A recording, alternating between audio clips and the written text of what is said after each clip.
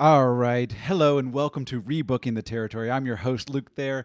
This is a podcast where we take wrestling of the past, whether storylines or wrestlers' runs, that just don't sit well with us and rewrite them in the way they should have happened. This week we're covering Bret the Hitman Hart's run in WCW. I have a wonderful guest this week.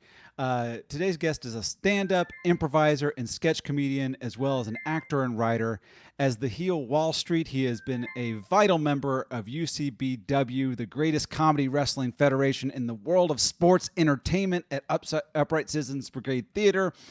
And last I checked, he owns 3 of the 6 Infinity Gems. I am happy to welcome to the show Matt Little. Thank you so much. The 3 gems that I own vary based on like time of year and stuff. It's never the same 3. I thought maybe you just traded them. Well, I do. I'm on a subreddit called Infinity Gem BST. So you can buy, sell, and trade Infinity Gems. There's only 6 of them, so it's a very like kind of there's not a lot of people in the group. That's I guess elite. is what I'm trying to say. Yeah. It's very elite. And apropos being elite on a wrestling show. So yeah. Thanks you so much too for having me. I'm really excited to talk about this. That I'll talk about wrestling for far too long, forever. That's why you're here. So yeah, this is a great reason to, I guess, bring up what we liked and also what went terribly wrong in today's subject. Because oh boy, it's tough too because we're covering Bret the Hitman Hart, and just to give a brief overview of what we're going to be covering today, just his WCW run. Yeah. So beginning basically in December of 1997, he was a special guest referee for Bischoff Zbyszko. That's kind of how he's being introduced. That Starrcade. He comes back later in that Starrcade to interfere in the Hogan Sting match, which was a complete debacle. We'll get to which that. also is a rebook. Yeah. Yeah, that's a whole episode on its own, which maybe Matt will probably come back and we'll do that portion of it. But it's clearly was botched from the very beginning, and it just didn't get better. And then his end essentially runs in WCW when he's kicked in the head by Bill Goldberg. I think he has a couple more matches after that, but that was Starrcade '99, I believe. And so it just never got what you would have hoped, because we were watching the end of his WWF run at the time, where he was the Montreal Screwjobs, the last time we seeing him in WWF for a long time. And you just think, oh, this is going to get even bigger from here. Now that he's going to WCW, I believe that the NWO even teased, like, we got Bret Hart coming. And yeah, they were the next day on Nitro. Bischoff was in the ring and was like teasing it. Just they couldn't have. Yeah, and it hurts my heart to even think of what happens after this. Yeah. And so that's your heart. It hurts my heart. It Your hurts my heart. HART. Yeah, that's what I have inside. Like, and before we get started with this, what's your basic memories of Bret Hart? Like, were you a fan of Bret Hart? I love Bret Hart as a kid. I will say that early Bret Hart, and it seemed like he rose to prominence at a time in the WWF when the entire WWF was sort of in a transition phase in terms of their own identity. They were transitioning away from the, we like to say storyline wise, the rock and wrestling connection had faded, but the truth is that they really needed to get away from the sort of steroid look that they had going on. They had the trial with the United States government, and they were in a position where they had to find basically a new face of the company. And Bret had proven himself to be the most technically adept and well-rounded wrestler on the roster. You go back and you look at who they had at the top of the depth chart at that time, and they still had some people that were struggling to find their character, and they would go on to become really good character performers. You had some folks who were just kind of there because they were big and you need it. And, you need that sort of big spectacle, especially when you're still booking like 10,000 seat venues at that time. But they just were really starving for that star power. And as a kid, Bret comes along as in terms of size, then undersized. He's not an undersized man, No, but he's 6 feet or so. yeah, he's a large dude in regular life, but in terms of the awesome size of people that we were seeing at that time, here's a guy that as a kid looked closer to my size, if that makes sense. Well, especially next to the giants that Yes. WWF had at the time, like just coming out of the 80s. Obviously, Hogan, the biggest, Yes. right? But you had Ultimate Warrior, who looked kind of small next to Hogan, who was 6'3", probably 270. And absolutely jacked. It's insane when you look at like, you forget how big of a human being Hulk Hogan actually is. Mm-hmm. And also that, that time, like leading up to and through around WrestleMania 6, 7 is when he started to cut back, I think, on the gear, brother. But you could see his size and his body shape change pretty dramatically in those couple of years, which was necessary, but also that it really changed the landscape of what the top of the company looked like. For sure. Absolutely. Because coming out of that Hogan era, the Hogan was the man. He was my favorite. Oh yeah. I mean, he was everybody's favorite. Then we're coming into, see, I don't know how you did it, but I had favorites, but I had my absolute tippy top favorite. Then I had to break things down so I could also have other favorites. Yeah. I had my favorite tag team. But that became tough too because I loved the Hart Foundation. So Hart Foundation was my favorite. Yeah. But then Legion of Doom, I didn't know them as the Road Warriors at the time. I was a little kid. I knew them as Legion of Doom. And I was like, oh, these guys are great. I had the figures. So luckily, Hart Foundation's kind of breaking up around that time. Now Bret Hart can be my favorite intercontinental champion level guy. So there's Hulk Hogan, who's the championship guy. There's Bret Hart, who's intercontinental champion. So he really carried. First of all, he carried those intercontinental championship years very well. Clearly showing he's the best performer in that style. Because I mean, we had Mr. Perfect years were kind of we transitioned out of Mr. Perfect. Yeah. Who was great, who was absolutely great, and really that probably should be another episode. Should he have gotten a world title type of run? Oh my God! A program against Hogan in a world title run. Whoa, yeah. If you think of Shawn Michaels bumping around for Hulk Hogan. And that's crazy too about it, because Curt Hennig was, you look at how Shawn Michaels would take a bump and sell, and Curt Hennig would do that, but was bigger. Like he was that sort of oversized WWF style, big old Minnesota boy. And he was able to move so fluidly the way that like Shawn and Bret do.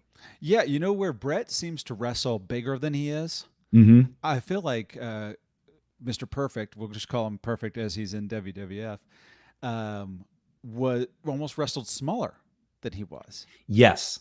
Yeah, that's a really great point, because he made himself, which as a heel, I think is really a heel who really knows how to like take a bump on a move.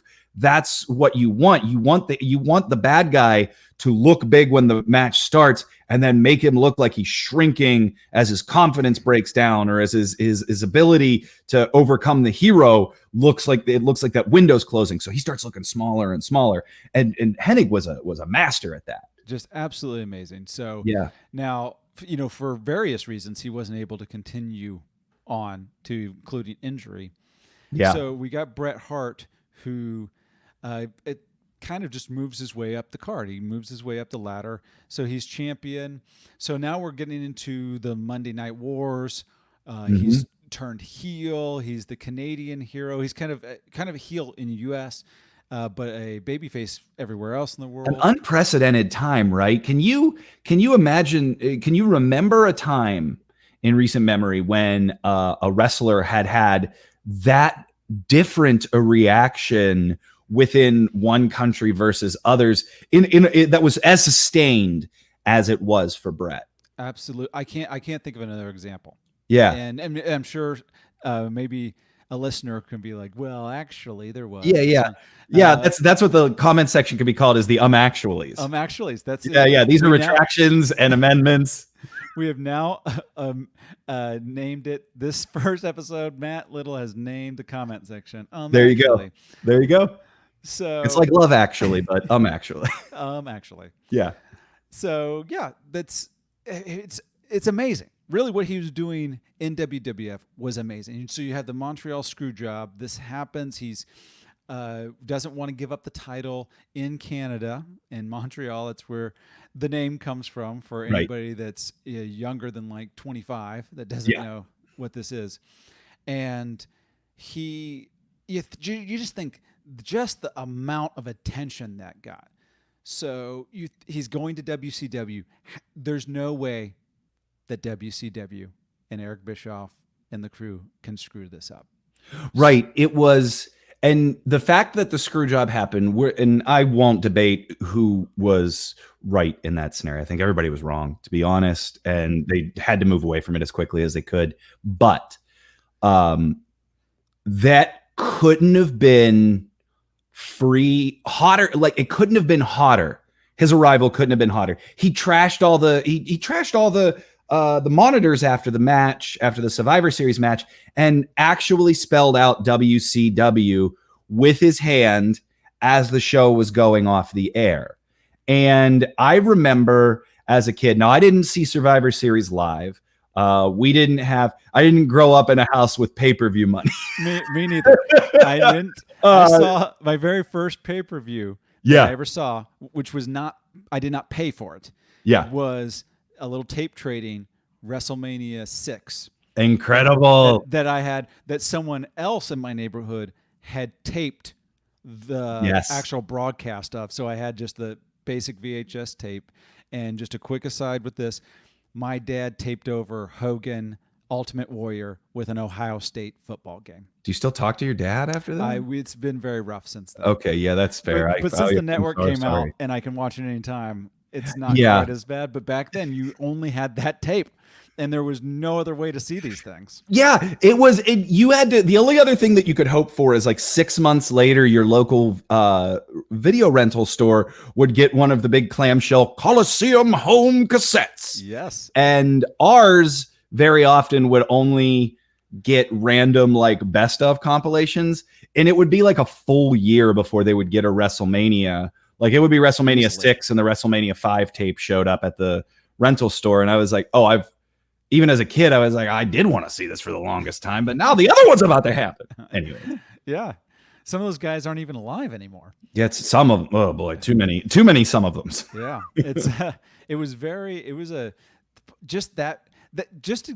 We even bring this up just to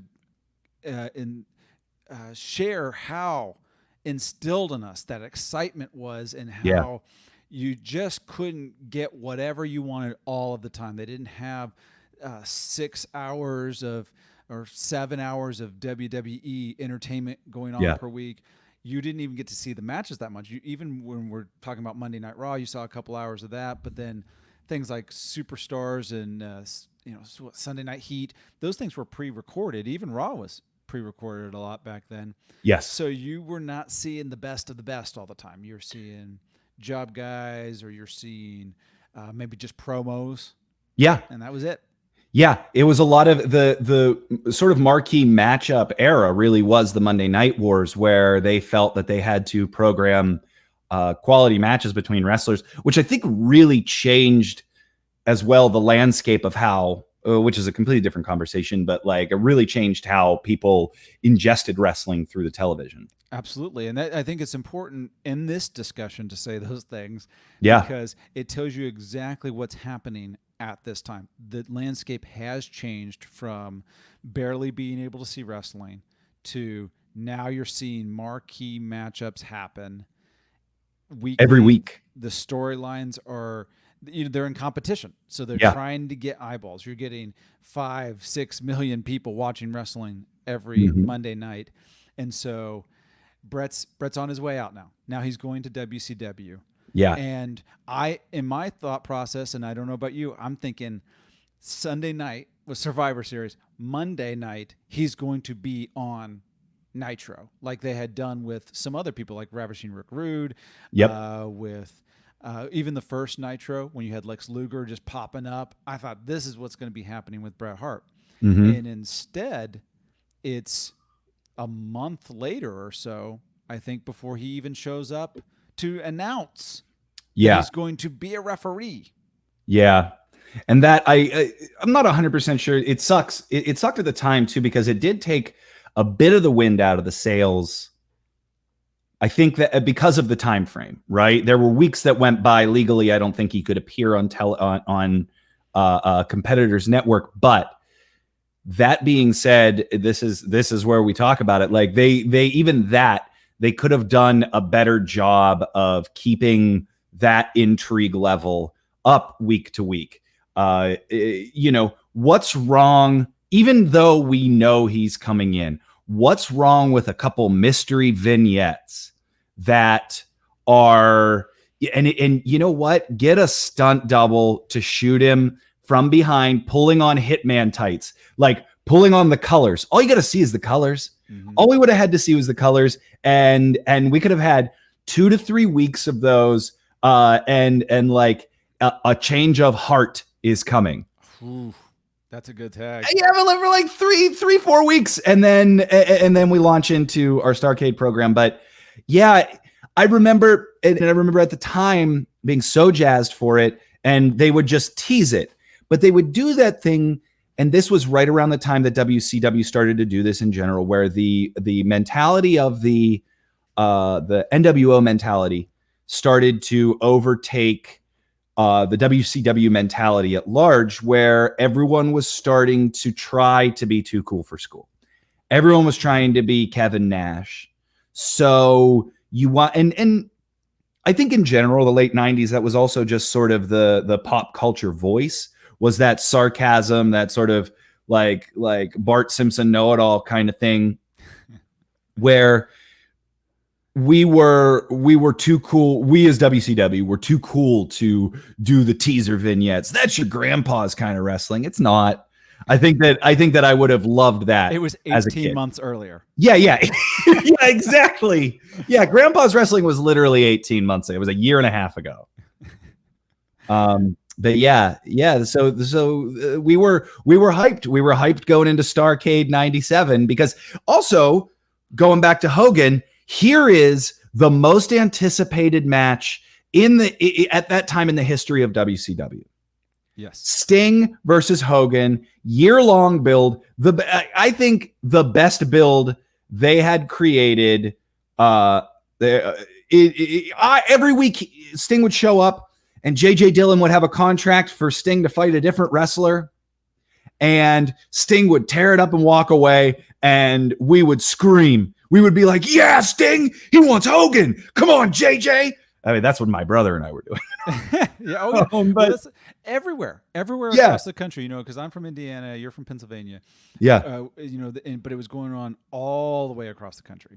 Yes. Where people wanted, we were just couldn't wait to see what Sting was going to do every week. Where's he going to pop up? Is he going to be in the rafters? Is he even going to show up this week? Some weeks he wasn't even there.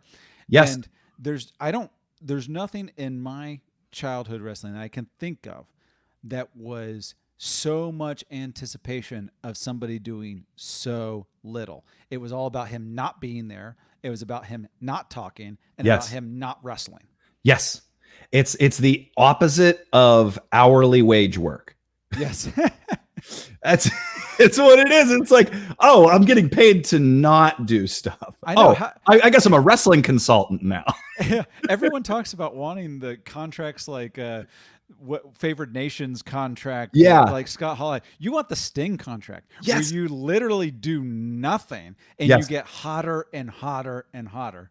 Unreal. And, it's been proven time and again that is when, like, Austin's career skyrocketed. I mean, he got put on the map from WrestleMania 13.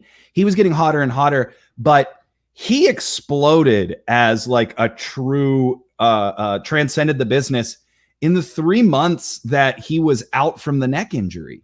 And all he was doing was showing up every week on Raw and talking or stunning a person and leaving. And again, Bret Hart they could have just straight up copied that. They could have just straight up copied that with Bret Hart. Knock a guy down, put him in a sharpshooter until security comes out, drops the sharpshooter, slides out of the ring, jumps into the crowd. He's not even supposed to be here. All right, here we go. All right. That's perfect. That's a great point. You know, people are like, why are you talking about Stone Cold or talking about Sting? Not wrestling. That's exactly how Bret Hart is coming in. He can't wrestle. He's got like a 60-day non-compete in the ring clause. Like I think he can appear on, because he does appear on some television. Yes. Maybe a month into it, but he can't be in the ring wrestling. That's why he doesn't end up wrestling until like January. But you can. He comes out and even announcing that he's a referee. They did it in like the most boring way possible. It was fake Bret Hart music. Which was we're so conditioned to that Bret Hart music, and it comes out and it's like something that they would have played at Sturgis. So this is what I love too about that era is that Jimmy Hart was making all of these sound alike entrance songs. Like we had that one. DDP used to come out to something that sounded like Teen Spirit. Yes. That's what I used to call it. I used to call it Sounds Like Teen Spirit. Because it just like he changed 2 notes in it instead of like going da dun da da dun, it would go da dun dun da da dun. And instead of going like during that bridge, instead of going down, it would go down. But it was just Sounds Like Teen Spirit. And then Raven later comes in and has something that sounds exactly like Even Flow by Pearl Jam. And then here comes this. Here comes what is basically like, Mom, can we have Bret Hart? No, we have Bret Hart at home. This is Bret Hart at home. Is this music? This is the dollar store version of Bret Hart's music. Where you go, oh, I got a Bret Hart toy. No, this is Bret Hoot. What? Yeah. Bret Hart? Yeah. That's what this music was. This music was the equivalent of opening dollar store wrestling toys. Yes. And if you think about when Kevin Nash came in, Scott Hall came in, there wasn't about them having this fake Diesel or Razor stuff coming down the aisle right to the ring. It was through the crowds. These guys aren't supposed to be here. Yeah. And I think you could have done something. You don't have to necessarily copy that with Bret Hart, but they were even teasing like the NWO, like, hey, we got the money. We're going to pay you to be here. Yeah. And they just kind of didn't do much with that at all. And right. Like you go back and you look at Halloween Havoc 96, which was so that was main evented. That was Savage versus Hogan for the title. But that was when they were starting to pick up members at a real rapid clip. And Six, X-Pac had just premiered a week or 2 before. Everyone from the NWO comes to the ring from one of the vomits in the crowd. And they had an NWO banner draped over the vomit, that one vomit. And each time DiBiase came out with a house mic that didn't have a flag on it and just talked about how WCW's days are numbered now that the NWO is here, now that they had the money, and now that they were coming to take over the company. And it felt so renegade. It really felt like they had invaded another company. You flash forward a year later, and it really just all it's now just feeling like it's all just commingling at this point. Yeah, it was very weird. And this is not this actual show, but Thunder here we go. Had debuted, and then kind of part of the point of having Bret Hart come in is that you're going to have two big shows every week. Yeah. So you need content, you need wrestlers, and even in that, my understanding is that they originally wanted maybe Monday Nitro to be the NWO show and then have Thunder be the WCW show or vice versa. but so they kind of wanted to split these companies up in these shows. I mean, you're going to have opponents. So I don't know exactly how they would do that. But so that's keeping that in mind with kind of what they're wanting to do. So they probably didn't want to bring Bret Hart right into the NWO and then have him be on the NWO show. And I kind of get that, but they never executed that plan. They not so excellently. It's true. And again, the landscape of that company, I think now that we see it with hindsight too, there was a lot of chaos, and I don't think the left hand didn't always know what the right hand was doing. And we had they had such a great opportunity, right? Bret walks out, and immediately the other thing too, they start teasing him getting close to the Hogan Sting match. In my head, as I was watching it, I remember talking to my brother about what they could do with him, and the first thing I wanted to see was Sharpshooter versus Scorpion Deathlock. Absolutely. In my head, and this is where I thought, like, oh my God, this is what's gonna happen. My prediction at the time was we are finally going to see Hogan Sting, and it's gonna be awesome. And then Bret Hart is gonna cost Sting the championship, and then we're going to move off into a Sting Bret Hart program, Deathlock versus Sharpshooter. Because what is Bret Hart all about? Bret Hart is about excellently executing. This is a guy who takes full ownership of everything in his career, and he shows up to an organization where one of the top people uses the exact same move as a submission move. And that, to me, even saying it now, I'm like, that is a built-in story right away. We were also in the era of the sort of anti-hero. Bret's still sort of an anti-hero. The people would understand him attacking Sting. I think you could still ride that sort of iffy wave where he's like, he comes out and he says, I love the fans. I love this company. This isn't about that. This is a man trying to take what I created and make something for himself. I'm here to show you that I am the excellence of execution. I am the better wrestler, and I have to do this. I have to do this to prove to everyone that I'm not just here for anything other than a name. I'm here to own this business the way that I owned it in the other company.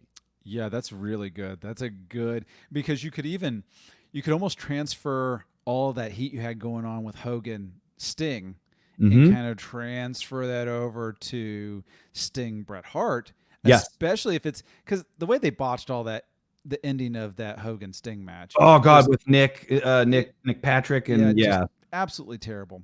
Yes, but if you just got off of that, and this is a possibility, we're kind of getting into some of these rebookings here, is instead of trying to force Bret Hart to be a babyface with this, kind of tease babyface, like, I'm not going to allow the Montreal screwjob to happen to anybody else type of thing. But instead, he screws Sting, so Hogan keeps the title.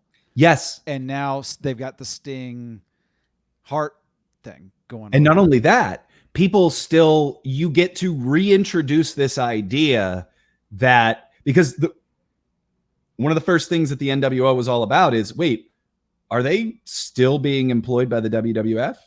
Yeah. Like they're all WWF guys that are coming in, and you get to reintroduce that, because notoriously, as those of us that are wrestling fans that read too much knew that there wasn't necessarily love lost between Hogan and Bret Hart. You remember WrestleMania 9? We all knew about that, and all that is like subconscious knowledge. Then you also have a built-in story where Hogan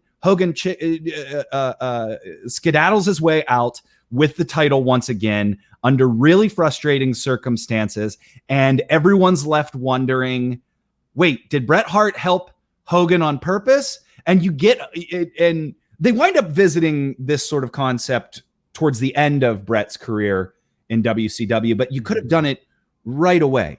right? So now you have this idea that now Bret Hart is working with Hogan. Even though all this time we know that there's this like bad blood between them, but he wasn't, right? Like it was more to do with Sting, and then he gets to work his way through WCW and then finally turn his attention back to Hogan as like the final boss of his first phase of WCW. Absolutely. Can you imagine if that Hogan Sting match, instead of Hogan just basically wiping the floor with Sting, Yeah. and then somehow he gets cheated out of the title, instead it was Sting wiping the floor with Hogan, and Bret Hart loses that match for Sting, comes in, interferes, does something, screws him over.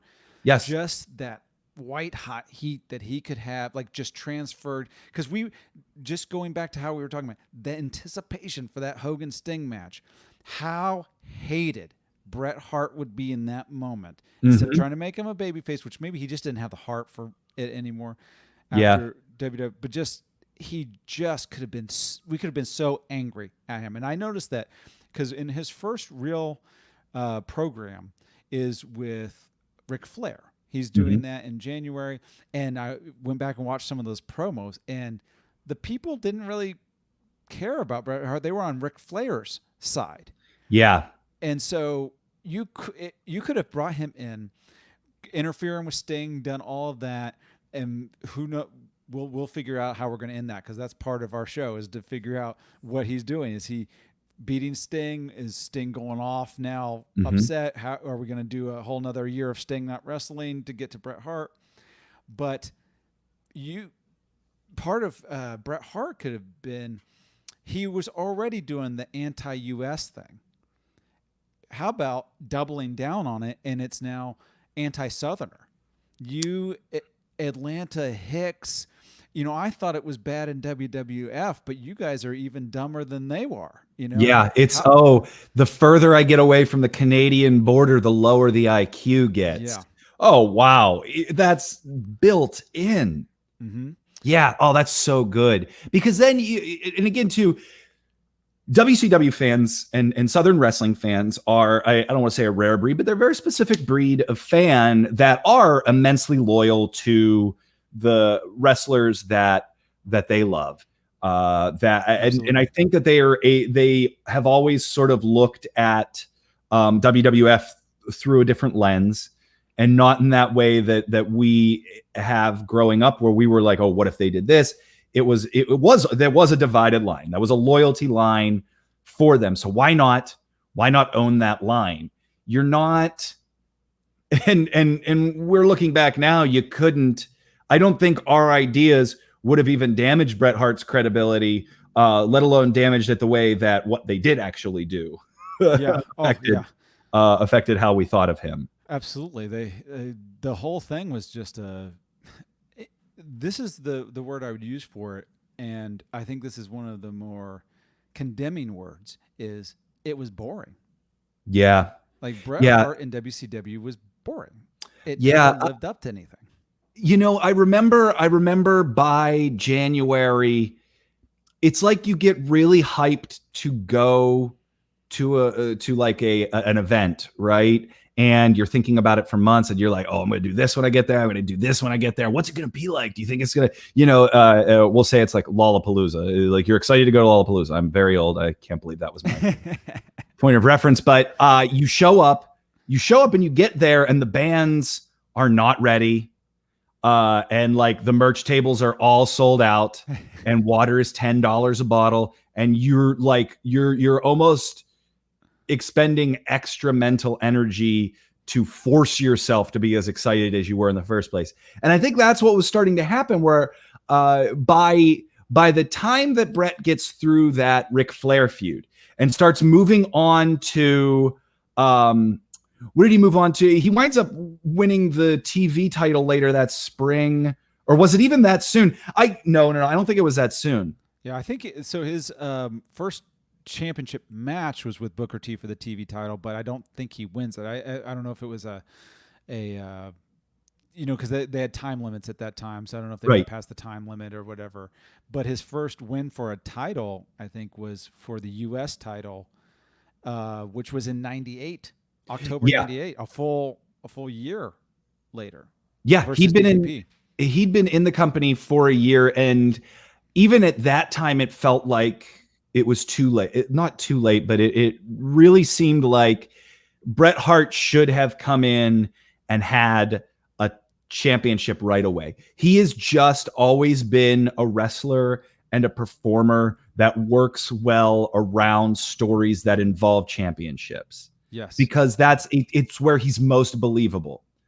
And he's not like I think someone like Savage always worked really well around angles involving relationships and possessiveness and stuff like that, right? Because but he would also work around championships.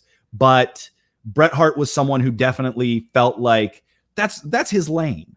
That's his lane because that's what he knows, and keeping that away from him too.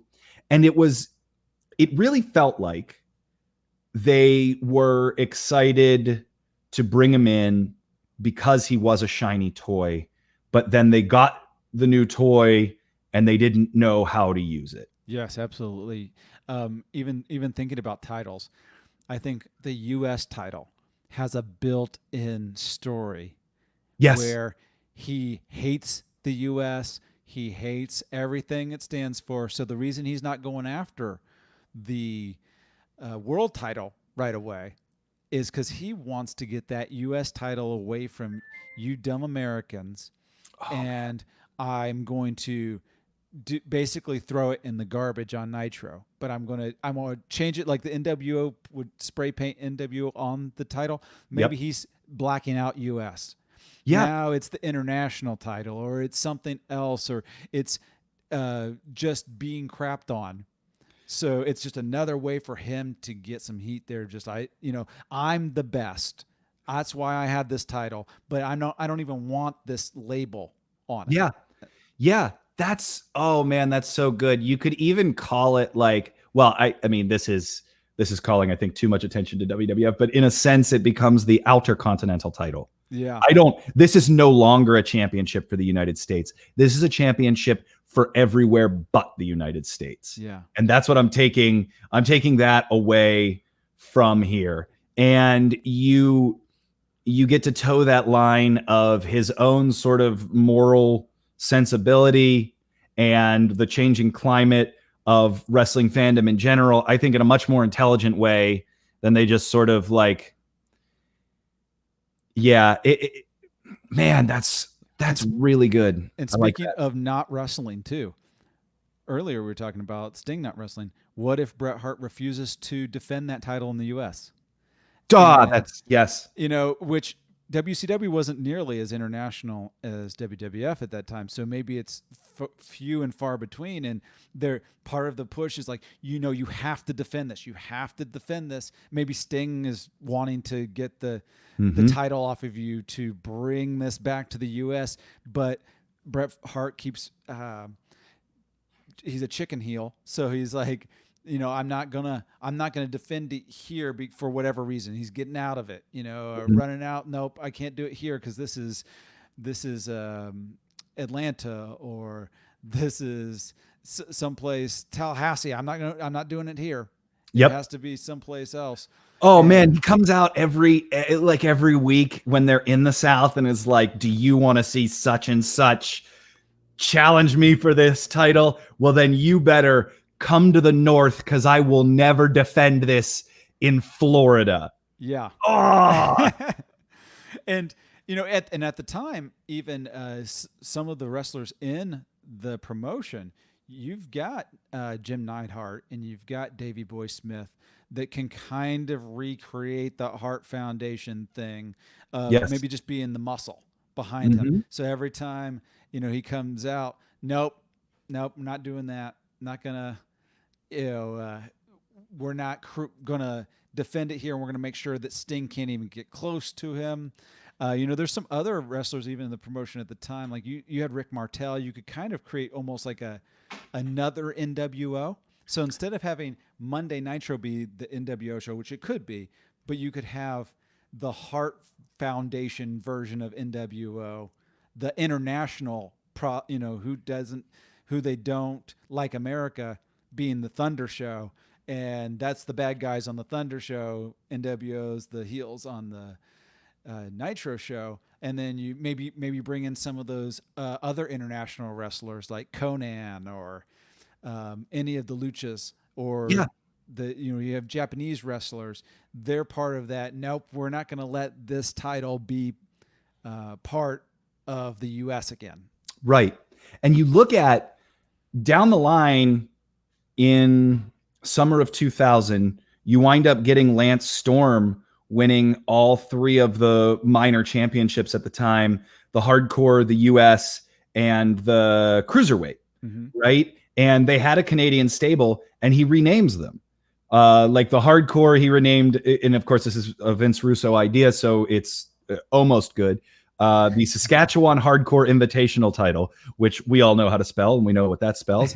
And he changed the US title to the Canadian title. Now, I say that because at that time, WCW was a dumpster fire creatively, and yet still, Lance Storm was coming out and getting booed to high hell. This was a fan base in 2000 that had abandoned ship.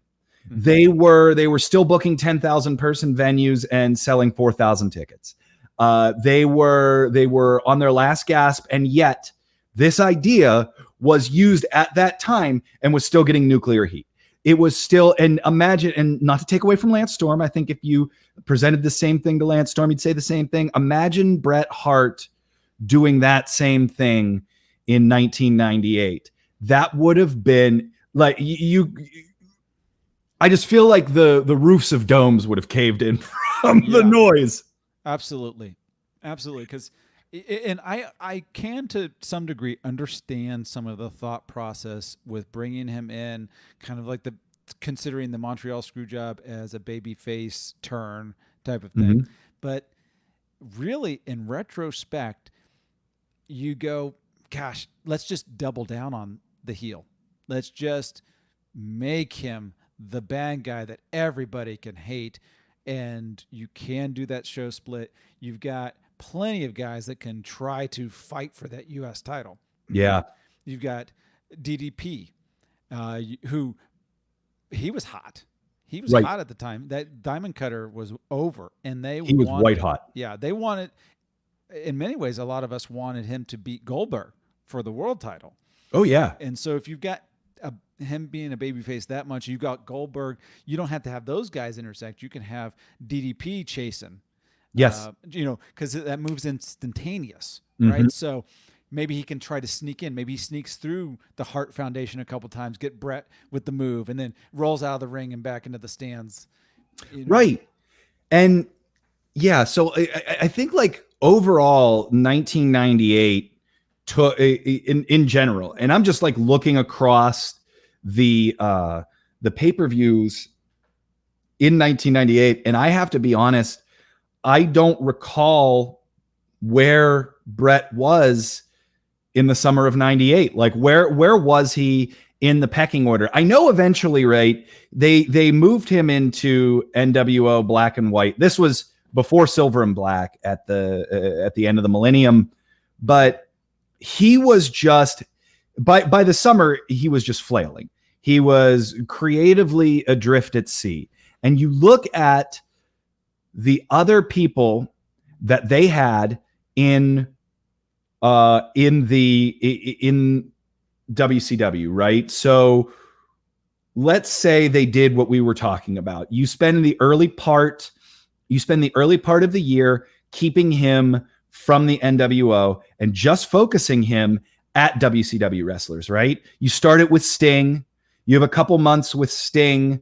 Then maybe we move on to Ric Flair after Sting. Maybe it's a sub. Maybe it's a sub game where Luger wasn't in the NWO yet. Why don't we get some of that? Because we can revisit that sort of old Bret Hart narcissist energy that we had in WWF, right? We do still have Neidhart and Davey Boy. They're still there. They haven't gone back to the WWF yet. And I say that because I think you keep him working with WCW because that's what we want to see. What we really want to see is him taking on the NWO. But I think that's the phase 2, right? Absolutely. You just establish him, and you almost don't even let him say the letters NWO ever. Yeah. Right. You let him live out those. Why not live out those late 80s, early 90s dream matches first, right? With the WCW guys, get a couple of those programs under your belt. Then in the summer, right? Then he starts working his way up the ladder through the NWO. Mm-hmm. And I don't even think that you have to negate Goldberg's title win against Hogan in the Georgia Dome, summer of '98. If they work their way through the ranks of the NWO this way, right? Mm-hmm. Because, and this is something we were talking about before, and I have my eye on this name right here, Curt Hennig. Mm-hmm. Okay, Curt Hennig was in the NWO, right? In September of '98, he turns at War Games, right? He turns at War Games, joins the NWO. Now from the Four Horsemen. From the Four Horsemen. Now we have two of you've run Bret Hart through WCW, and now you have had this WCW guy that we know is like one of the best in the biz. He's now entrenched in the NWO. That right there, I think, is your entry point to get Bret Hart focused on the NWO then. Because now you have him and Hennig, and now these two can just have barn burners. They can have that sort of technical mastery, and it's serving the greater story. Absolutely. Absolutely. That to me, I'm even saying and getting more excited about that Bret Hart 1998 than the 98 that we got for him. I know that I had my eye on Curt Hennig too, because he's amazing. And I feel like he kind of got lost, and that's another Curt Hennig in WCW is another episode. Yeah.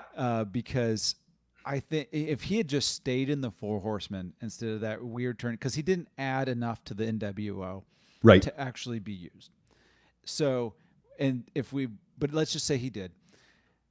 We've got that Bret Hart, Mr. Perfect memory in the back of our minds of all the great matches they had, the Intercontinental title type of matches, them having it here in WCW as an entry point in the NWO. And then it's like, there you go. You start working your way. Because eventually Bret Hart's going to be so hated that you'll be able to turn him back at some point. He's maybe being funny enough, or he's being likable enough. It's kind of like when Bill Burr was hating on that Philadelphia crowd. At some point, it just becomes funny to the people that were booing him and hating him about how much hate that he's showing back and not backing down. That maybe Bret Hart gets some of that, where it's just finally like, all right, we've got to turn him.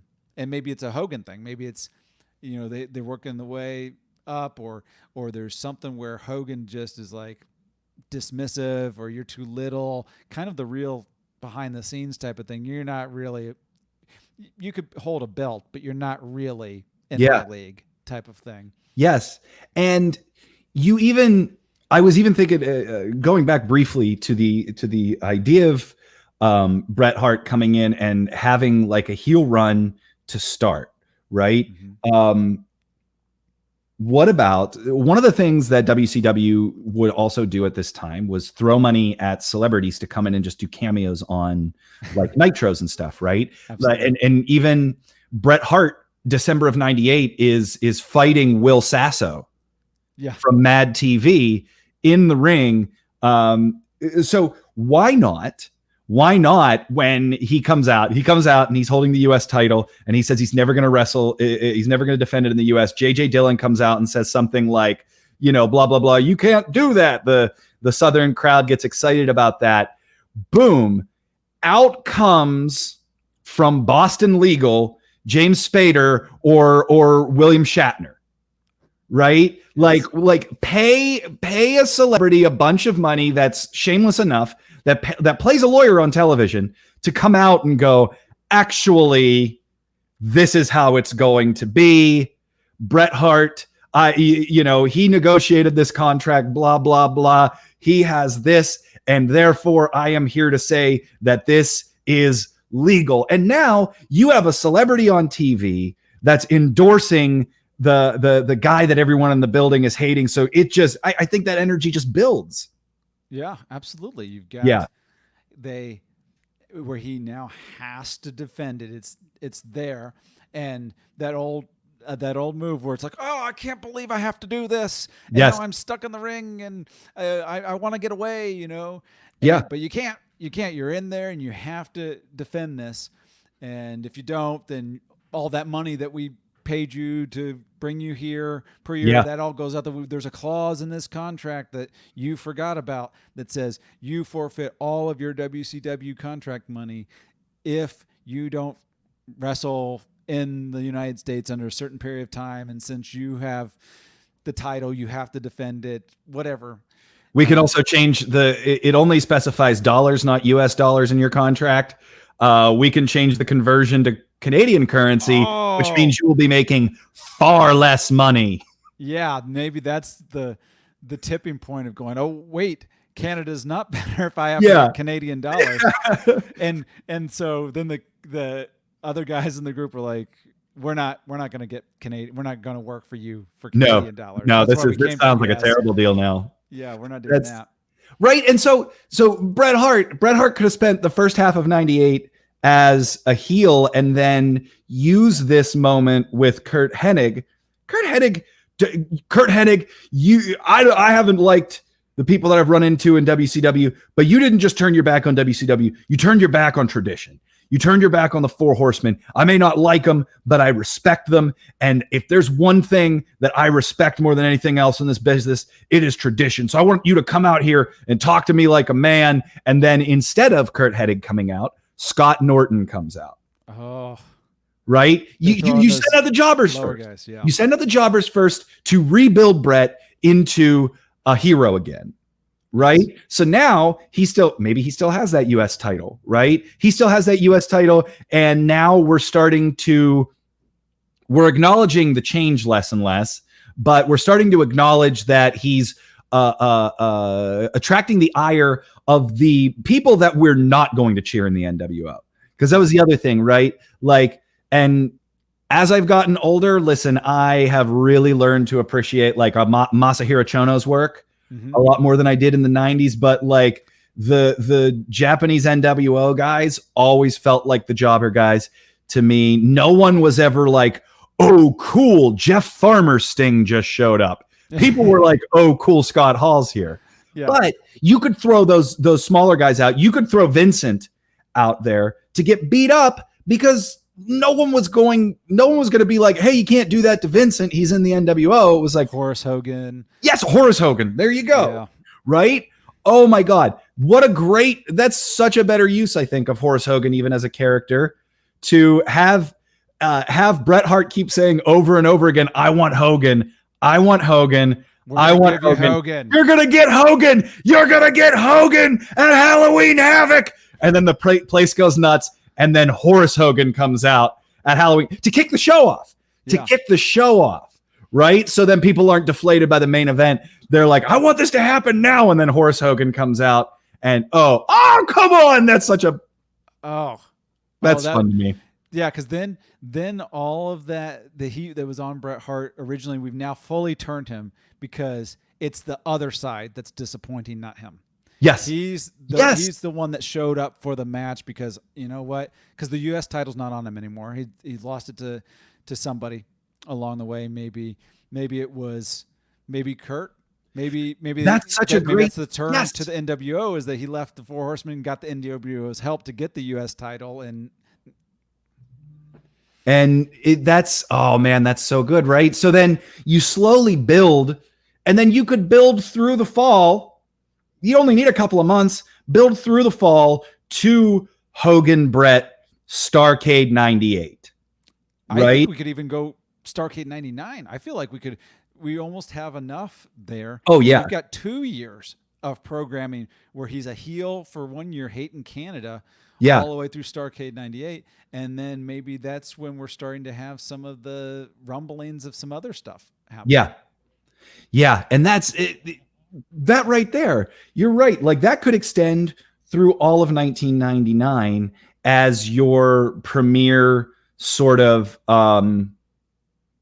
the chase to beat Hogan, because even in between that, Hogan could have the belt and then not have the belt. Bret could get the belt at some point. It's also a built-in story that I don't think needs the title. That's a grudge match that everyone had wanted to happen for so long. Now, I don't know if there were politics at play that kept that behind the scenes from happening. You know, you go and I when was it? It was some point in 98, right? That Bret Hart just like, and he almost looked exhausted. Like he did start showing up, walking out with Hogan. And he just like in reality through 98 and then into 99, where in general, the look of wrestling was sort of all over the place, where in both companies, guys were just wearing street clothes to wrestle in, and it was never really acknowledged. And Bret just starts wearing these Hitman hockey jerseys all the time and like long jorts. And it was an ugly look. He was not he needed a stylist. No, yeah. Because his like sort of Kevin Smith style of dress made him, hockey jerseys look terrible on everybody. Even hockey players. Yes, I love hockey. I love watching hockey. I can't play it worth a darn, but the actual jersey is built to have a lot of padding underneath it. And when you wear them to size, they just look like a potato sack on you. It doesn't matter what your build is, right? So here he comes in like Bret the Sackman Hart walking out all the time. And he would always just keep his hair loose. And this is when it was starting to go gray. So he just like looked like a guy that lived in the woods that was starting to let himself go. You would come back and you'd be like, Bret, come back down from the mountain. We want to see you wrestle. And he'd crack another Hartweiser and be like, I don't know, friend. Those people don't seem to want to see me much no more. What does it even matter? And then just like drinking by the fire. And you're like, God, this guy is letting himself go. Yeah, it was. And maybe this would reinvigorate him, having this just, you're the top of the program guy on Thunder every week. You've had now this monster heel run again. Yeah. Because you had a great heel run in WWF. Now you're having a great heel run. We've doubled down on it. We've made it even more what you were doing in WWF, but just even hotter. And now you're getting to have this run towards redemption, towards history of the business, that tradition, that legacy, and kind of bringing it back around where you're the ambassador of this. I don't think we'd be seeing that hockey jersey, jorts.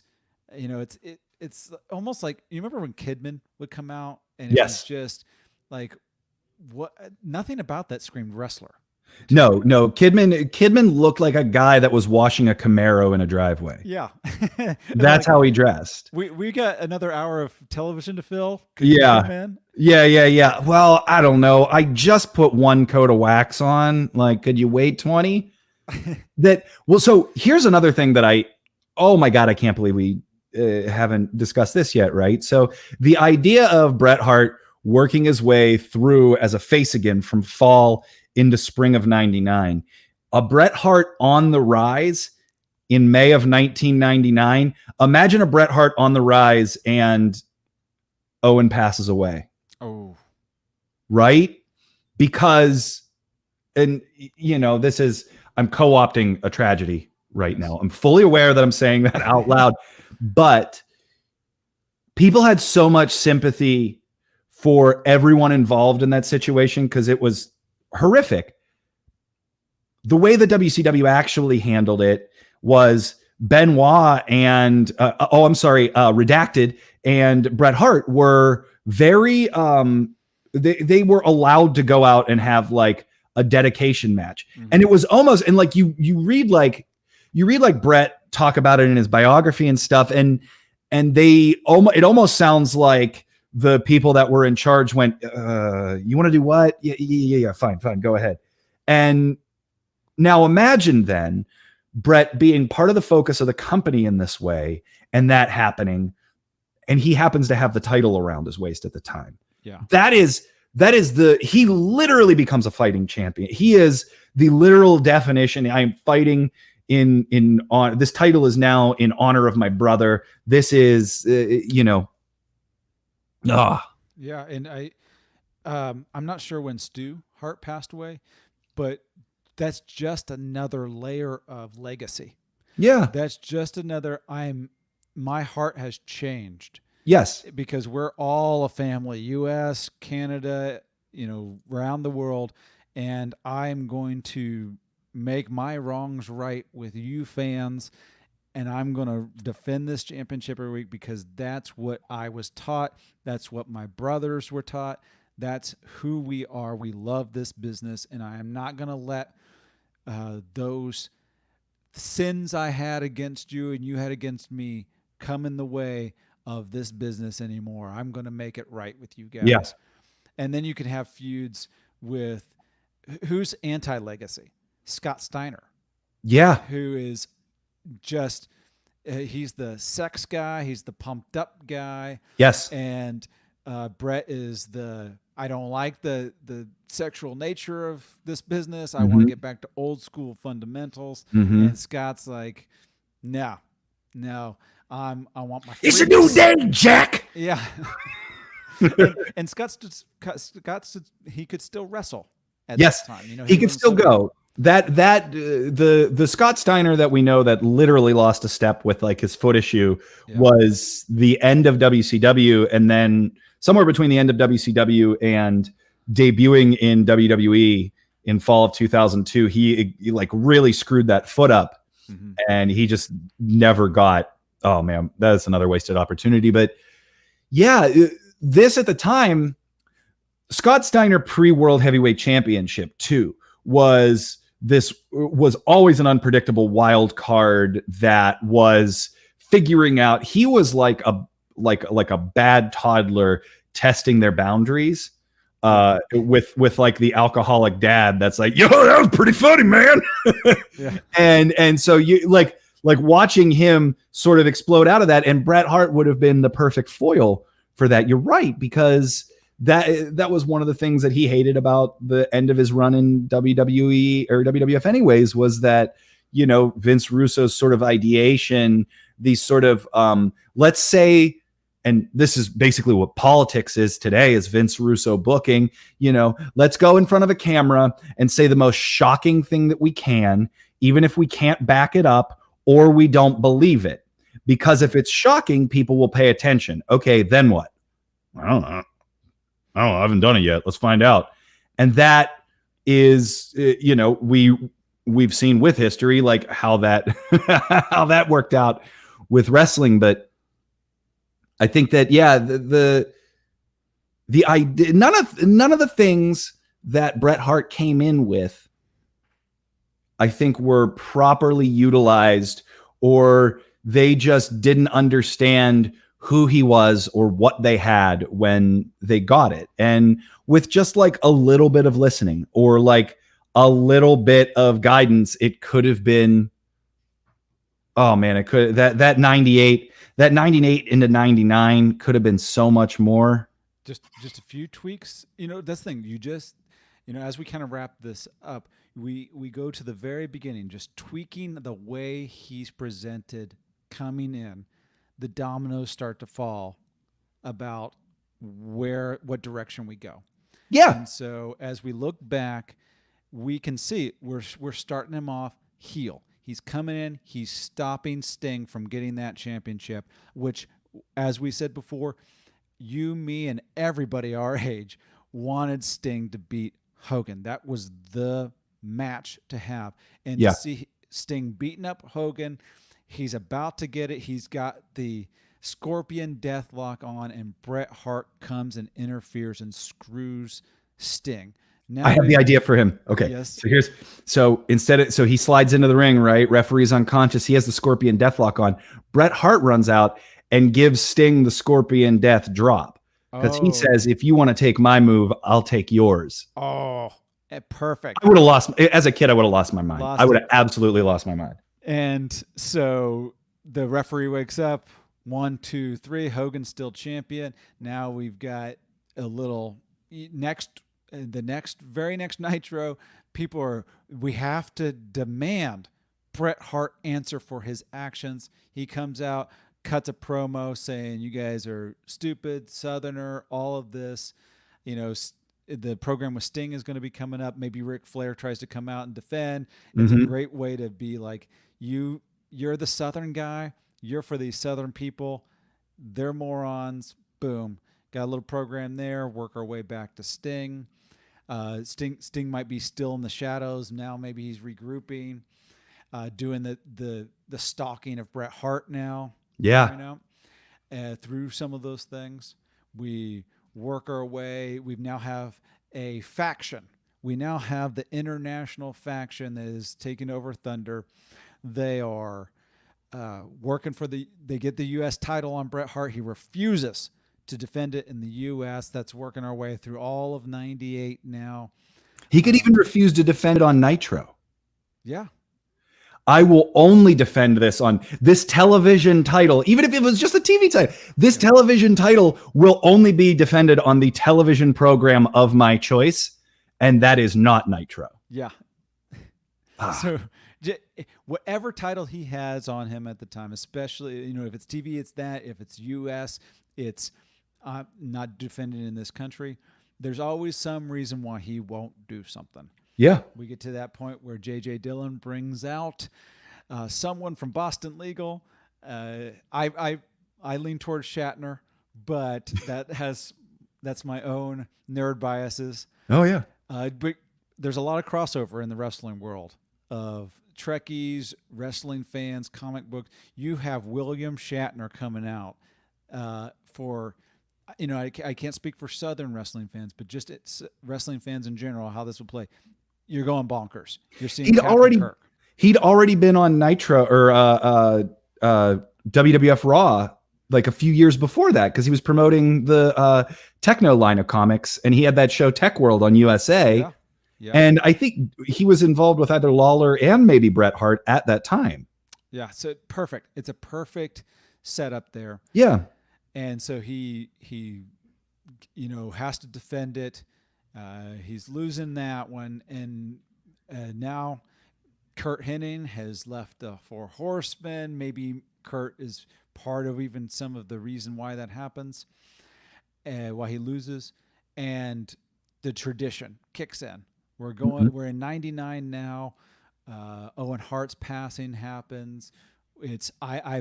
I'm reinvigorated. I am going to have this legacy held up. I have the Hart name. I owe something to that Hart name. And he's going to go, he's working his way through that NWO. We've got that Horace Hogan match. That's the one everyone wants to see. That's one of the ones before we get to the real Hogan. But prior to that, we're hitting like the Disciple. Yeah. We're hitting Vincent. We're hitting Scott Norton. Any of those. We got Mike Rotunda. Oh, that's right. Mike Rotunda was in. God, who else were the sort of jobber guys in the early black and white? Yeah, and I'm forgetting some of those names, which in the comment section, or as we call it, in the actuallys. Give us an actually and let us know anybody that we might have been forgetting from that sort of job squad within the NWO. Right. So he's working through some of those. He gets to Kurt Hennig, takes him out. Now he's working his way. I don't know if we ever have him with Macho Man, but we're going in that direction. Yeah. We get that big. Finally, we're going to give you Hogan. We'll say we want it to be a big one, so maybe Halloween Havoc. That way, he can have the Starcade with actual Hollywood Hogan. So he comes out and he's got to have a match with Horace Hogan, and just the place is going berserk about how much they hate this. And then we get to Starrcade. Hogan, whether it's for the title or not, he finally gets over on Hogan, which is we've been waiting at this point a decade for. Yeah.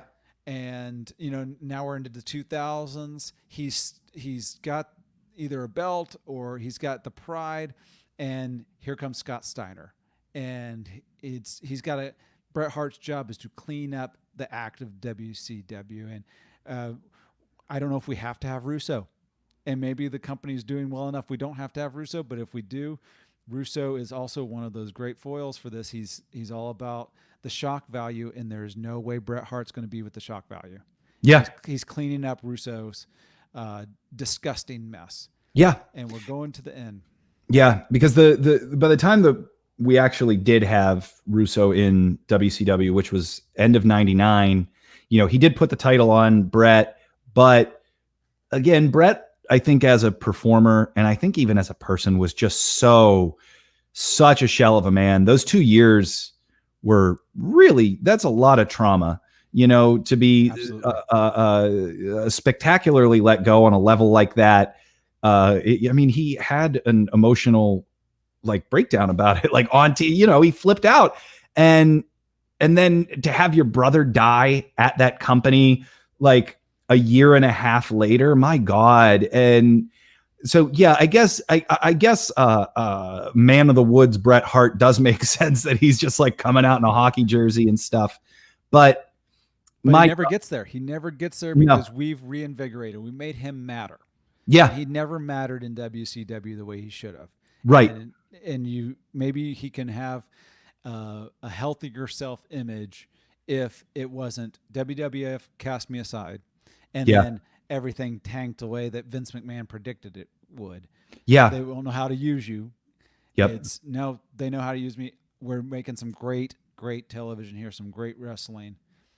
And now I'm hoping that we don't have to get to a Goldberg match, because now he's a babyface. He doesn't have to get kicked in the head by Goldberg. Right. And so he's there until the end of WCW. We can't predict that, because of the way things going with Turner, that this thing would have ended any differently in WCW, but at least Bret Hart's run ends differently here. Yeah, I think so. Well, we saved it, at least in retrospect. If we had been there, we would have saved it in real time. But I think that's the best we can do in this current moment for Bret Hart. Yeah. I think that overall, Bret Hart's legacy has become the thing that we always wanted it to be. We always thought that it would be, in terms of watching him in real time. But living through the very end of that was sad. And I feel like this would have been a lot more satisfying for everybody involved. Absolutely. Yeah, absolutely. Well, I appreciate you coming on the show, Matt. Hope to do many more episodes with you in the future. Yeah, absolutely. This is so much fun. It is a lot of fun. I really appreciate it. I'm grateful and very lucky that I had you on the show. And for all you listeners, you can follow Matt at the Matt Little on Twitter. And you can find out all of the different things he's doing. He will be posting on there. Thank you again, Matt, and we will talk very soon. Thanks so much, man. Have a good one.